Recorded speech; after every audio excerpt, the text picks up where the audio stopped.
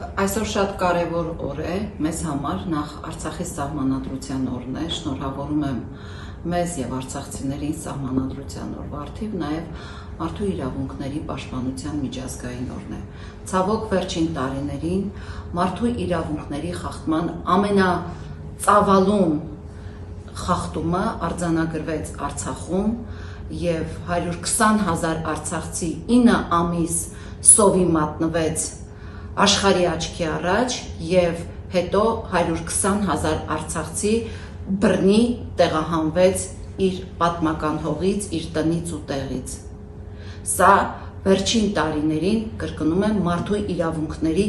ամենամեծ խախտումն էր, որ արձանագրվեց աշխարհի աչքի առաջ եւ աշխարհի լռությամբ։ Այն, ինչ վերաբերում է մարդու իրավունքի օրվան, Հայաստանում այսօր ամեն օր, ամեն քայլափոխի ցավոք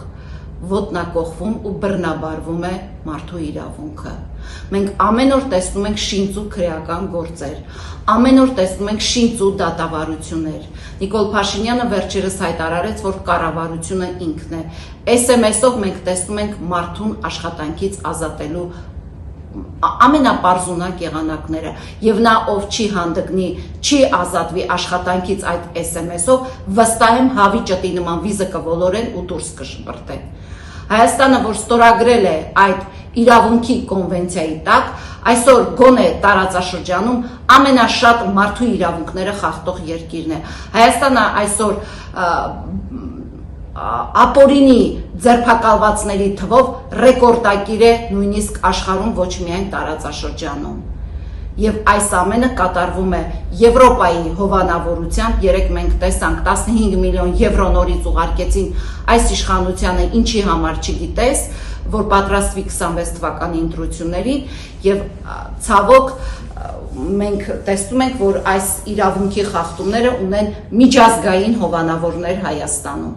Աշխարհում էլ են տեղի ունենում մարդու իրավունքների կոպտագույն խախտումներ, բայց ես վստահ եմ, որ աշխարհում չի լինի այնպիսի պետություն, որտեղ մեկ նախադասության համար մարդուն ձերբակալեն, մարդուն բանավոր հրամանի կեղծ շինծու գործի համար հետախուզում հայտարարեն ու քրեական գործեր վարեն այդ մարդու նկատմամբ եւ այն ինչ կատարվում է մեր եկեղեցու նկատմամբ, մենք տեսնում ենք ինչպես է ամեն օր ոտնակող ու բռնաբարվում մեր երկրի գերագույն գլխավոր օրենքը սահմանադրությունը, ավելորդ է խոսել մարդու իրավունքի պաշտպանության մասին, բայց ես չեմ կարող չանդրադառնալ ամենակարևոր խնդրին։ Մեր Բաքվի բանտերում ամեն օր խոշտանգման ենթարկվող մեր հայրենակիցների իրավունքներին եւ անհետ կորածների հարցին ու նրանց ընտանիքներին։ Հայաստանը մի երկիր է, որտեղ հարյուրավոր ընտանիքներ, անհետ կորածների ընտանիքներ ամեն օր մտքի, խղճի, հոգու բարոյականության խոշտանգման են ենթարկվում։ Եվ սրա թիվ 1 պատասխանատուն կառավարությունում նստածն է։ Նրանց մեղքով է, որ այսօր մենք ունենք հարյուրավոր անհետ կորածներ, Բաքվի բանտերում խոշտանգվող մեր հայրենակիցներ։ Այս ընթացքում Բաքու է ժամանել քաղաքասարակության ներկայացուցիչ, նրանց վրա կառավարությունը ծախսեր կատարեց, ԱԱԾՊ-ը գնաց Բաքու, ինչ բերեցիք մեզ, ինչ լուր բերեցիք այս խնդիրներից, ոչ մի, գոնե հասարակության համար 0 լուր։ Մենք չգիտենք այսօր ինչ է կատարվում այդ ընտանիքների հետ, ինչ է կատարվում Բաքվում մեր հայրենակիցների հետ, որոնց տեսնում եք երբեմն զանգերով, որ հիվանդ են, դեղ չեն տալիս, հաց չեն տալիս, սնունդ չեն տալիս։ Հայաստանը ցավոք այսօր մի երկիր է, որտեղ մարդու իրավունքը ամեն վայրկյան, գիշեր թե ցերեկ բռնաբարվում է։